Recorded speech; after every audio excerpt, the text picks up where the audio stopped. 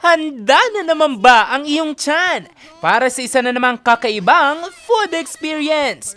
Perfect dyan ang iba't ibang mga putaheng iniluto sa kawayan, gaya ng kanamalan o pinaghalo-halong isda mula sa ilog, dinengdeng, maging kanin at iba pa.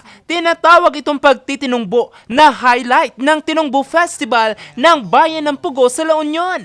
Meron pong tinatawag po namin na dinengdeng na mais with mushroom and then a flour po ng kalabasa, tapos ampalaya. Tapos ito naman po yung patani, mixed vegetable po rin ito, dinengdeng. Ito po yung specialty namin, yung sa mais. Tapos yung sa patani po yung dinengdeng namin. And then meron po kaming rice na white, red, and blue.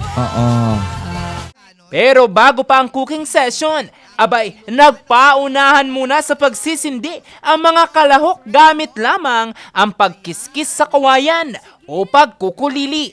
Hangang-hanga tuloy ang turistang si Pietro mula Germany kasama ang kanyang fiancé. Nice, only nice. Are you excited to taste the bamboos? Of course, I'm here for Oh, sorry. The food inside the bamboos. inside. Yeah. For me, I always come here in Pugo because I am just near. I'm from your neighbor barangay. They're in Parasitis, but I decided to come here for this activity for my fiance. Maging si Miss Ren at Miss Bea, abay, nakipagkulitan din. Tong.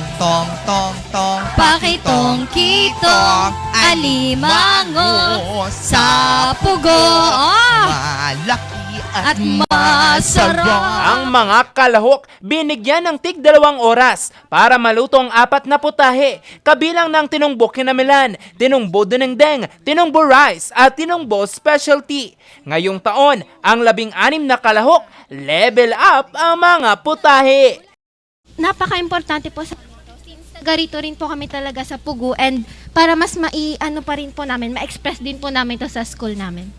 Ang pagluluto sa kawayan, sumisimbolo rin sa matibay na relasyon ng mga Pugueños. Unity ang ipapakita dito, resourcefulness din po. So, yun po yung parang values na pwede nating maipakita sa event na ito. Tradisyon na rin itong nais silang protektahan at ipasa pa sa mga susunod na henerasyon.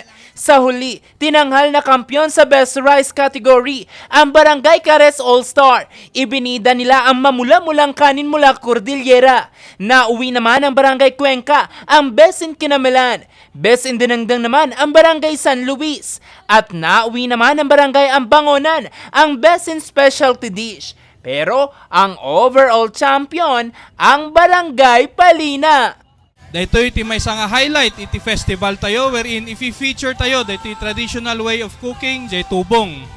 Dito apo iti mangited iti identity tayo as Pugueños kasi dito may pakita tayo iti kina resourceful tayo. Di ba? Kaya tayo nga iremedyo iti kanen tayo, kaya tayo nga iremedyo iti paglutuan tayo. Kin of course, makay-deliver tayo iti quality nga makan. Sa huli, pinagsaluhan ng mga residente at bisita ang mga putaheng ginawa ng may pagmamahal at pagkakaisa. Iniimbitahan naman ang lahat na makisaya sa mga susunod pang mga aktibidad sa selebrasyon ng Tinungbo Festival 2024 na magtatagal pa hanggang Enero sa susunod na taon. Jose Robert Inventor para sa Luzon Headlines.